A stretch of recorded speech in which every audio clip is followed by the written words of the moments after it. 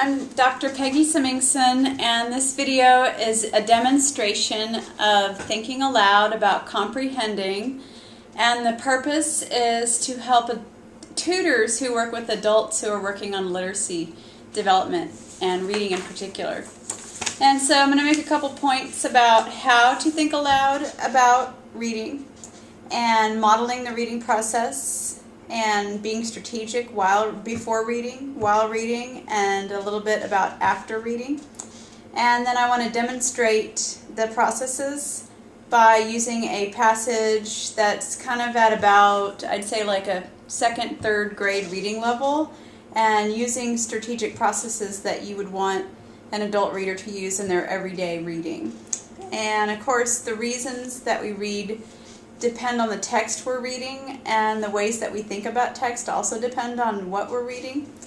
And so usually before reading, we always want to kind of determine what type of text we're reading so that we can be more strategic. For instance, if it's something very technical, we'll want to really know what the words mean, and the meanings of the words are more crucial to the understanding of the text. However, if we're reading something simple like maybe a newspaper article that we already know a lot about the topic, we can read it faster, we can maybe skim it.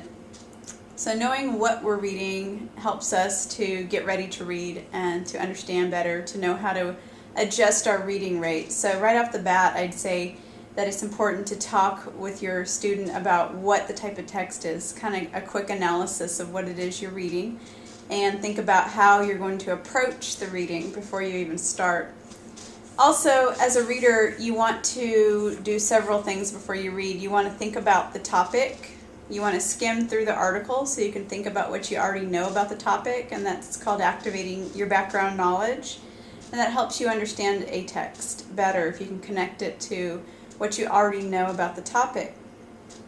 Also, if you can kind of think about some of the vocabulary words as you read, if they're going to enhance your understanding of the topic, you might look them up or think about what they mean in the context of what you're reading. You also want to set a purpose for reading. So as you approach the text, you want to say, okay, I want to read to find out, what this is about, or I want to read to find out blah, blah, blah. Set a purpose for reading. And then after you read, you'll determine if you reached that purpose for reading. And finally, what readers do, what we know about good readers, is that they make predictions before they read and as they read. So I'll model that next. While we're reading, one of the most crucial things we can do is monitor our understanding. And we call this self-monitoring. And so that means stopping periodically to kind of self-check if I'm getting anything out of what I'm reading, if it's making sense, and if it's not making sense, I need to go back and clarify and see what broke down and why I didn't understand it. While I'm reading, I also stop and kind of summarize what I've read to myself. I also, as a reader, ask myself questions or self-question while I read, and I try to answer those questions as I read, and they're actually genuine questions I have while reading. Something else I do, again, is connect. So I connect to my background knowledge, or I connect to something else I've read, or something else I know on the topic. If I'm lacking a lot of background knowledge, I'm going to have to read even closer so that I can really understand the text.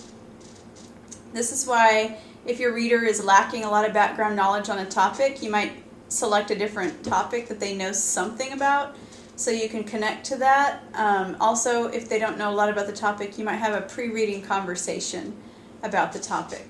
Okay. This passage I'm going to show on my iPad since I'm lacking printer ink. It's about Frank and Jesse James, so it's kind of a high interest topic, and it's actually from a source called Voice of America. And it's about 7 pages. You could read some of it or all of it with your student.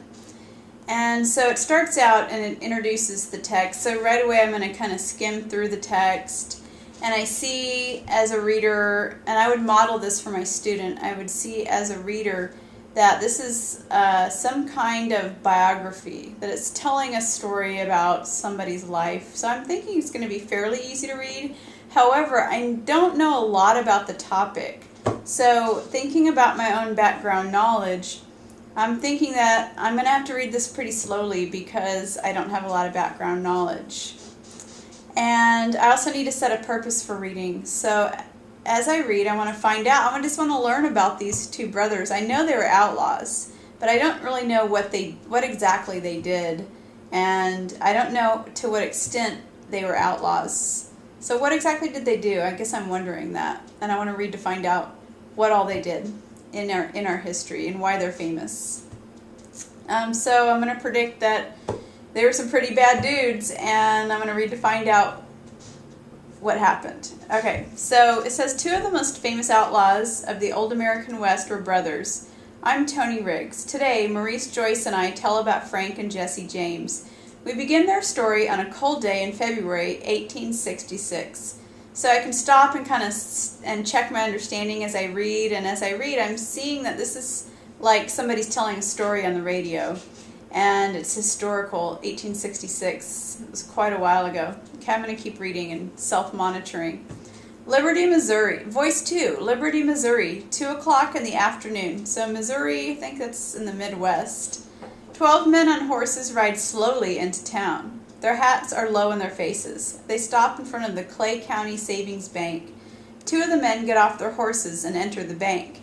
The bank manager asks if he can help them. The two men pull out guns from under their heavy coats. They demand money. So I'm stopping to check my understanding. They are reenacting or telling a narration about an incident that happened. So I'm going to find out what happens at the bank. In less than 2 minutes, they return to the street. Now the gang is in a great hurry. All 12 men begin shooting. Several people, and it says sound effects. Several people are wounded. A young college student is killed. Sound effects, music. Voice 1. What happened on that day was the first bank robbery during business hours in peacetime in the United States. So that's pretty significant. It was the first bank robbery, I guess, that they knew about. History books say the two men who went into the bank were Frank James and his younger brother Jesse, but this was never proved. Frank and Jesse James told lawmen they were home that day. Several of their friends confirmed the story. True or not, during the next 16 years, the James brothers did become two of the most famous outlaws in America. So I'm thinking that they became famous because of incidents like this. It also makes me wonder what else I can find out about these brothers. So after I read this, I think I'm going to look them up on Wikipedia to see what else I can read, so I can connect to maybe another historical document, or maybe even a primary source like some, photographs or other historical websites about them. So as I read with my student, I could model the reading process by reading out loud, which also models fluent reading, but I can also stop and do things like self-monitoring, or I can kind of chunk the text. And I would chunk the text about every paragraph or so with a basic literacy student. And more advanced students, you could probably read a full page or maybe even a little more. And after modeling it, I would then have my student try it. So I would say, let's stop and check our understanding like I did. I would actually just do it a few times before I invited the student to stop and chunk about a paragraph and then stop and tell me what it was about. And it really helps if you can have your students tell what that paragraph was about in a really concise way, like challenge them to do it in 10 words or less, so that their summary truly is concise. And then move on so that you're not interrupting the flow of the story. And after you read the text, after you've done some self-monitoring and predicting and maybe posing of a question along the way, at the very end you might stop and summarize the entire passage that you read, just to see what they got out of it. You can have them retell what they read. And if they're not able to do that, then you can model that by retelling the passage yourself. And as you continue to model, invite them to do the same thing, even if they're repeating kind of what you just said. And with ESL students, it's really effective if you can model, and then they can do the same thing that you just did, so that they're hearing a fluent native speaker share what the meaning of the story was about. So try those things. So just to summarize, before you read, you tap into background knowledge, discuss any vocabulary or build up any background ideas that need to be developed to truly understand the passage. You might even, in this case, get out a map and show where it happened, or if you can pull up photographs from the internet, that might help clarify and get a visual before you read. It's important to set a purpose, so let's read to find out, and it can be general, like I just wanted to read to find out what they did. Make predictions, and then along the way self-monitor, and at the end summarize or retell what was happening in a kind of succinct way. And that will tap into some really basic comprehension. But the main thing you can do as a tutor is to model or think aloud while you read something to your students, so you can show them what good readers do.